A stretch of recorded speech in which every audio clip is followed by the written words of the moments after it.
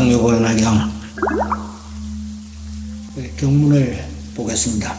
상정기나 또 다음 만일 선남자 선여인이 이 경을 받아 가져 혹은 읽고 혹은 외우고 혹은 해설하고 혹은 옮겨 쓰면 1200가지의 혀의 공덕을 얻느니라. 다시 말하면 설근의 공덕을 이제 밝히시게 되는데요. 이 묘연화경을 통달해 가지고 수지하면 설근 즉 혀가 청정해진다는 뜻이 됩니다. 부모의 몸으로 인해 가지고 이 세상에 나온 것은 말하자면 육설, 다시 말해서 사람의 혀로서 10가지 법계를 설하시게 되고요. 이 10가지 법계를 설하는 것은 천설로 하늘이 설하는 것이라고 했습니다. 그 다음에 이제 깨어지지 않는 것은 뭐냐 하면 해설이 되는 것입니다. 지혜로 설한다는 것이죠. 그르치지 않는 것은 법을 설하는 것이 되고요. 한꺼번에 육설과 천설과 해설과 법설을 육근을 이용해서 설하는 것은 불설로서 석가모니 부처님의 설법이라 하는 뜻이 됩니다. 설근이 청정하면은요, 부모 소생의 몸이지만은 부처님으로부터 직접 듣는 것과 같은 부처님의 설법이 된다는 뜻이 됩니다. 그리고 이 묘법연화경을 홍통을 해서 설하게 되면 이 소리를 듣고 인간계뿐 아니라 천상계에 있는 제석천과 범천 또 천룡 팔부가 와가지고 이 법을 듣고는 공경 공야한다는 뜻이 됩니다. 그리고 생명이 있는 모든 것들은 감각을 가지고 있기 때문에 이 법의 소리를 들으면 이 말이 곧 부처님의 미묘한 법의 소리로 판단을 하고 듣고자 하는 마음을 일으켜 가지고 그 마음에 깊이 들어가는 것입니다. 또 법사가 이 법을 설하게 되면 설하고 있으면요, 모든 부처님과 보살 그리고 성문과 벽지불이 기뻐해 주신다는 것입니다. 그러므로서 부처님께서는 항상 묘법연화경을 설하는 법사가 있는 곳을 향해서 법을 설하신다고 하셨습니다. 이렇게 법을 설하는 법사는 눈앞에 부처님이 보이지는 않지만은 모든 부처님이 법사와 같이 설하시기 때문에 법사가 내는 목소리는 이 법을 설하는 법사 한 사람의 목소리가 아니라 일체 제불의 목소리가 된다는 것입니다. 그래서 이 법을 듣게 하고자 인도하는 사람의 공덕이 무량하다고 앞의 품에서도 설한 바가 있습니다. 그러나 다른 사람을 법으로 인도하는 것이 쉬운 일이 아닙니다. 말하자면 얕은 가르침에서 깊은 가르침으로 이끈다는 것은 참으로 어렵습니다. 다시 말하면 방편법에서 진실법으로 들어오게 한다는 것은 힘든다는 것입니다. 그러나 실천해야 하는 것이 부처님의 뜻입니다.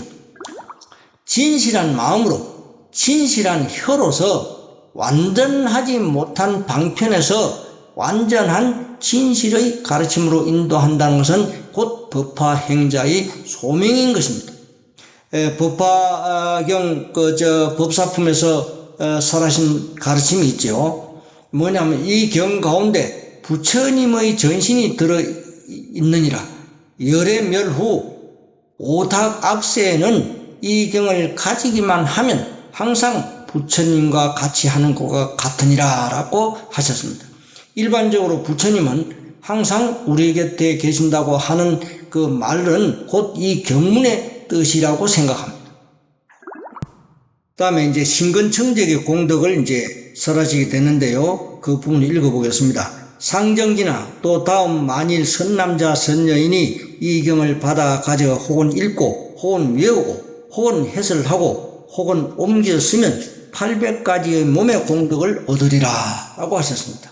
이 묘연화경을 가지는 자는 맑고 밝은 거울에 모든 빛과 모습이 보이는 것과 같이 그 보살의 밝은 몸에서는 이 세상에 있는 모든 것을 다 볼 수 있다고 하시면서 이것은 오직 부처님만이 바르게 아신다고 밝히신 것입니다. 이 묘법연화경을 설하는 사람은 무루법성의 묘한 몸인 묘신을 성취하지 못했더라도 항상 몸의 청정함을 성취한다고 하셨습니다. 이제 신근이라고 즉 몸이라고 하는 것은 몸으로 얻는 것은 그 신체 기관인 모든 촉각 능력을 얻는다 하는 뜻이 됩니다. 구사론 3권에 보면은 그 신근에 대해서 설하신 가르침이 있는데요. 이 신근의 근이라는 것은 초목의 뿌리가 줄기와 가지를 성장시키는 힘이 있다는 데서 그 감각을 일으키게 하는 5가지 뿌리라고 했습니다. 이 5가지 뿌리라고 하는 것은 중생이 깨달음으로 발전시켜가는 것인데요. 곧 믿음과 정진, 그 다음에 염과 항상 생각하는 것이죠. 그 다음에 정과 해가 곧 신근의 근이라고 설해져 있습니다. 다시 말해서 묘법연화경을 통달해서 받아 가진 힘으로 신근이 청정하게 되면 부모로부터 받은 그 육신에서 이 세상 모든 것이 몸으로 나타나게 되는데, 이것이 육신의 작용으로서 나타나는 것으로서 신근이라고 합니다. 천상의 위로는 유정천에 이르는 모든 것은 신근 중에 나타나는 천신의 작용이 된다라고 했습니다. 성문과 연각의 청정한 신근 중에 나타나는 것은 지혜로 인해 가지고 그 몸으로 나타나는 해신의 작용이라고 하고요. 보살이 신근 중에 나타나는 것은 법신의 작용이라고 합니다. 부처님이 신근 중에 나타나는 것은 불신이 작용한 것이기 때문에 단 하나도 잘못됨이 없고, 즉 모순된 것이 없고, 나의 몸과 부처님의 몸이 서로 융합하게 된다는 뜻이 됩니다. 몸의 그 촉각기관으로부터 생겨나는 촉각 능력도 중생과 천신과 성문영각과 보살, 부처님이 느끼는 바가 같은 것이 아니라 각각 다르다는 것을 알아야 합니다. 이 법을 설하는 법사의 마음도 부처님과 그 제자들의 마음이 서로 통하기 때문에 이 법을 설하는 그 법사에게는 불보살림과 성문영각의 힘이 이 법을 설하는 법사에게 미친다 하는 뜻입니다. 그렇기 때문에 경전을 읽어도 건성으로 읽지 말고 부처님의 마음이 내 마음에 와 닿을 수 있도록 지극하게 믿는 마음으로 읽고 쓰게 되면 그 마음이 몸으로 나타나게 된다는 뜻이 됩니다. 그 다음에는 그 의건 청정에 대해서 이제 공덕을 얻는 것에 대해서 설해 놓은 것이 있습니다. 경문을 읽어보겠습니다.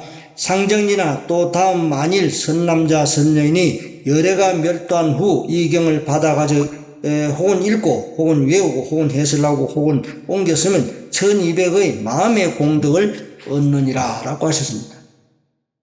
이것은 의건 청정, 곧 이 1200의 마음의 공덕을 성취한다고 하신 것입니다. 여러분들이 잘 아시겠지만 관무량수경에서 삼심 3가지 마음을 설하는 것이 있는데요. 이 부처님의 뜻에 맞는 생활을 하고자 하면 반드시 3가지 마음이 있어야 한다고 설하신 가르침입니다.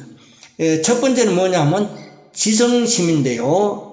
이거는 뭐냐 하면 지성심이라는 것은 부처님의 가르침을 하나라도 잡스럽게 생각하지 않고 가르침 그대로 순수한 마음으로 받아들여 가지고 지극하게 믿는 마음이 지성심입니다.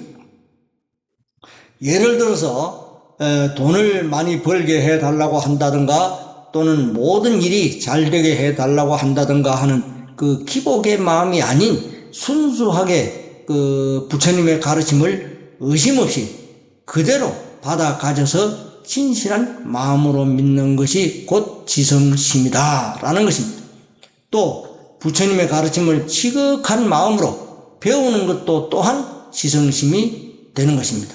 왜 그런가 하면 부처님의 가르침을 모르고 제목만을 부르고 하다 보면 모든 것이 다 이루어지기 때문에 기복의 마음이 되기 쉽지만 그 부처님의 가르침을 바르게 배웠을 때는 지극한 마음이 더 나오게 돼서 진실한 마음의 그 믿음의 마음이 더욱더 굳건해지고 또한 더 큰 마음이 생겨나지만은 배우지 않는 사람은 자기 자신에게 작은 일이 한 가지만 그 나쁜 일이 생겨도 법에서 쉽게 물러나기 쉽기 때문입니다. 그러나 이 부처님의 가르침을 배우는 사람은 쉽게 물러나지 않기 때문에 비교가 되지 않는다는 것입니다. 두 번째는 이제 심심입니다. 깊을 심자, 마음 심자인데요. 심심, 깊은 마음인데요. 이 묘법연화경을 공부한다는 것은 믿는 마음이 더욱더 깊이 들어가게 하고자 하기 위한 것입니다. 끊임없이 믿음으로 들어가야 되는데 법문 조금 들었다고 해서 법화경을 다 아는 것처럼 중단해서는 안 된다는 뜻입니다. 완전하고 진실한 가르침을 구명하고자 하는 마음을 가지는 것이 곧 심심이 됩니다. 세 번째는 뭐냐? 회향 바른심입니다. 이 회향이라고 하는 것은 그 자비심을 말하는 것인데요. 남을 위한 회향이지만은 그러나 여기서는 나 자신을 위한 그 회향으로서 나 자신이 부처님이 되기 위해서 반드시 필요한 마음이라는 것입니다. 불자들이 기도를 하거나 경을 읽고 또는 쓰고 제목을 부르는 것은 부처님의 경지에 이르기 위해서 필요한 것으로서 이러한 것이 곧 회향이 되는 것입니다. 이러한 회향을 그냥 하는 것이 아니라 지극한 마음으로 원하는 것이 곧 회향 바른심이 됩니다. 이 묘법연화경을 바르게 믿고 지극한 마음으로 부처님이 되고자 노력하게 되면 자연히 나 자신의 행동 하나하나가 가족이나 주위 사람들에게도 밝게 비춰지게 된다는 것입니다. 다른 사람도 인도해서 그러면 이 법으로 인도해서 구원할 수가 있게 되는 것입니다. 지성심과 심심 그리고 회향 바른심이라는 이 삼심을 합해서 간추린 말씀이 이 법화경열의 수장품에 나타나 있습니다. 그게 뭐냐면 일심욕견불 부자석신명이라는 말씀인데요.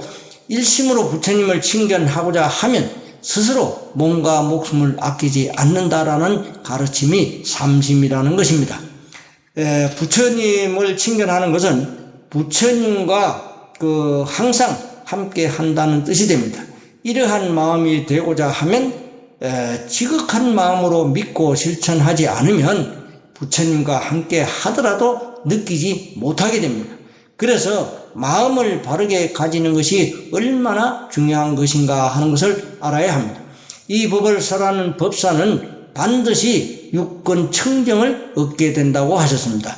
육권이라 하면 안, 이, 비, 설, 신, 의를 말하는 것이죠. 즉 눈으로 보고 코로 냄새를 맡고 혀로 맛을 알고 몸으로 행하고 마음으로 생각하는 것이 모두 다 부처님의 마음과 같이 일치되게 하는 것은 곧 부처님께서 우리 중생들에게 남겨주신 이 묘법연화경을 항상 믿고 실천함으로써 성취하는 육권청정의 공덕이 된다 하는 것을 설하시는 것입니다.